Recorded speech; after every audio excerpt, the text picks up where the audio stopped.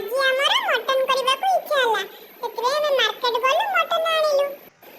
ତାପରେ ମୋ ଭାଇ ଆଉ ବୋଉ ମିଶିକି ସେ ମଟନକୁ କାଟିଲେ, କାରଣ ସେ ବଡ଼ ବଡ଼ ପିସ୍ ହେଇଯାଇଥିଲେ ତ ସେଥିପାଇଁ। କାଟି ସାରିଲା ପରେ ତାକୁ ଆମେ ଧୋଇକି ହଳଦୀ ଲୁଣ ଗୋଳେଇବା ପାଇଁ ଆଣିଲୁ। ଜାଣିଛନ୍ତି ନା, ମୋ ଭାଇକୁ ମଟନ ବହୁତ ଭଲ ଲାଗେ। ଖାସ୍ କରି ମୋ ବୋଉ ହାତର ମଟନ ସେ ବହୁତ ଭଲ ପାଏ ଖାଇବା ପାଇଁ। ମୋ ଭାଇ ହଷ୍ଟେଲରେ ରହିକି ପାଠ ପଢେ। ସେ ବହୁତ ଦିନ ପରେ ଘରକୁ ଆସିଲା।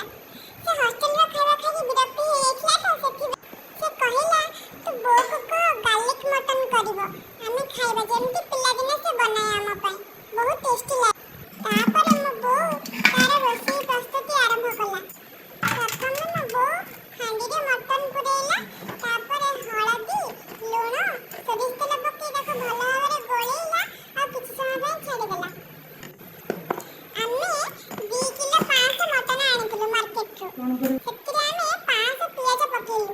ପିଆଜକୁ ଭଲ ଭାବରେ ଧୋଇକି କାଟିଦେଲୁ, ତାପରେ ତାକୁ ମୁଁ ଫ୍ରାଏ କରିଦେଲି। ଆପଣ ବି ପିଆଜକୁ ଫ୍ରାଏ କରିକି ପକେଇବେ, ବହୁତ ବଢ଼ିଆ ଫ୍ଲେଭର ଆସିବ। କାରଣ ମୋ ବୋଉ ସବୁବେଳେ এই ପିଆଜକୁ ଫ୍ରାଏ କରିକି ସବୁ ରେସିପିରେ ପକାଏ। ମଟନରେ ଖାସ୍ କରି ମଟନରେ ବେଶୀ କରି ପକାଏ, କାରଣ ତାର ଅଲଗା ଫ୍ଲେଭର ଆସେ। ଆପଣ ବି ଟ୍ରାଏ କରନ୍ତୁ। ଏହି ମଟନ ଗାର୍ଲିକ ରେସିପି ଆମ ଭାଇ ଭଉଣୀମାନଙ୍କୁ ବହୁତ ଭଲ ଲାଗେ। ଆମ ଜେଜେମାକୁ ଏ ଫ୍ଲେଭର ବହୁତ ଭଲ ଲାଗେ, କାରଣ ତା ବୋଉ ହାତ ରନ୍ଧା ଏହି ରେସିପି ସେ ସବୁବେଳେ ବନେଇବାକୁ କହେ। ଆସନ୍ତୁ ଦେଖିବା ମୋ ମା କିପରି ମସଲା ପ୍ରସ୍ତୁତ କରୁଛି ମଟନ ପାଇଁ। ସେ ବହୁତ ଅଳ୍ପ ମସଲାରେ ଭଲ ରୋଷେଇ କରେ।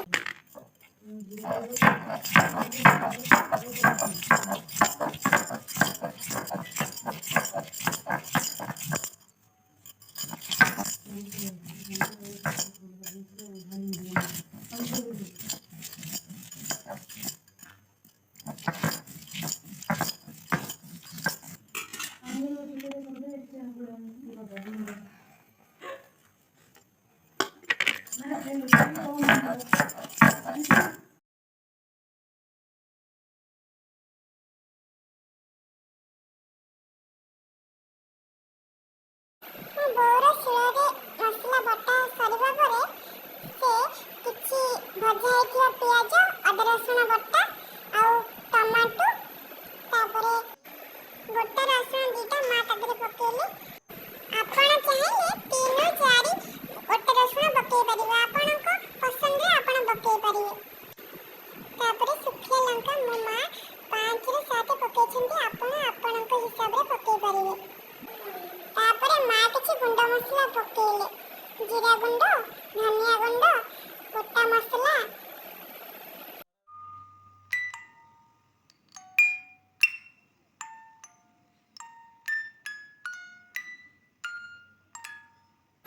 ଗୋଟା ଗୁଜୁରାତି 2ରୁ 3ଟି,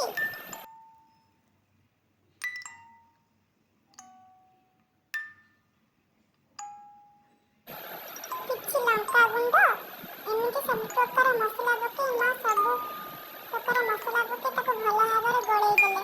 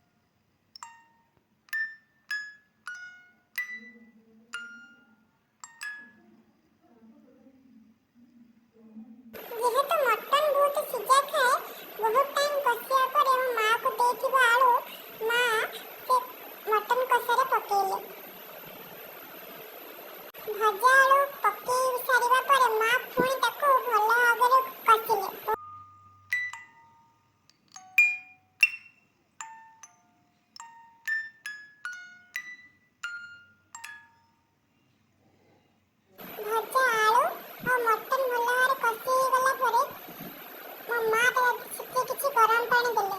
ଗରମ ପାଣି ଦେଲା ପରେ ତାକୁ ପୁଣି ଗୋଳେଇଲେ।